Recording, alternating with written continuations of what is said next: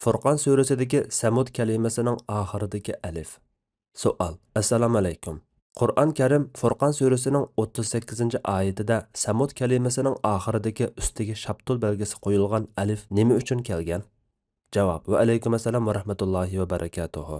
Barliq hamdu sanolar Janobi Allohga bo'lsin. Durud va salomlar payg'ambarimizga, u zotning oila tavobatlariga, ashablarga va u zotga toki qiyomatgacha ergashganlarga bo'lsin.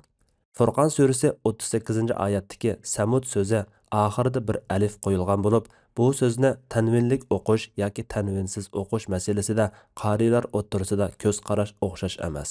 Shunga alifni qo'yib ustiga shaptulsiman belgi qo'yish balki ashu ikki xil qiraatga ishorat bo'lsa kerak. Samud degan so'zni tanvinsiz o'qishning sababi buningdan qabila maqsad qilindi. Qabila muannas. Arab tili grammatikisidagi ayol siyg'asidagi so'z bo'lg'achqa ham Samud bir qabila nomi bo'lg'achqa arab tili qoidasi bo'yicha ikki illat jam bo'lib bu so'z tanvinsiz bo'ladi. Samud degan so'zni tanvinlik o'qishning sababi buningdan qabila maqsad qilinmay, hay, ya'ni bir aymoq yoki ularning cho'ng bo'si maqsad qilindi. Al-hay muzakkar arab tili grammatikisidagi ar siyg'asidagi so'z bo'lg'achqa Samud degan bu so'z odatdagidek tanvinlik bo'ladi. Hud surasi 68-oyat, Ankabut surasi 38-oyat, Najm surasi 51-oyatlaridagi Samud kalimasidami shundoq ixtilof bor.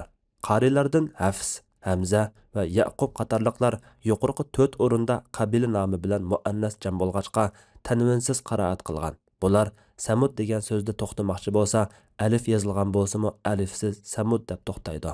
Qorilardan Abu Bakr Najm surasida shundoq qiraat qilgan. Boshqa qorilar bo'lsa, hay, ya'ni bir aymoq maqsad qilindi deb tanvin bilan qiraat qilgan. Hud surasi 68-oyatdagi ala bu'dal li samud degan Samud kalimasidami ixtilof bo'lgan. Kasai dal harfini tanvin qilib zir o'qigan. Amashmo uningga muvofiq kelgan. Qolganlar dal harfini tanvin qilmay zavar o'qigan. Buningga asosan tanvin bilan qiraat qilganlar Samud kalimasida to'xtamoqchi bo'lsa, Samuda deb alif bilan to'xtaydi. Allah eng to'g'risini bilguchidir. Fatvoda Dr. Abdul Aziz rahmatullah. Fatvolar majmuasi 1-tom, 6-numorliq fatvo.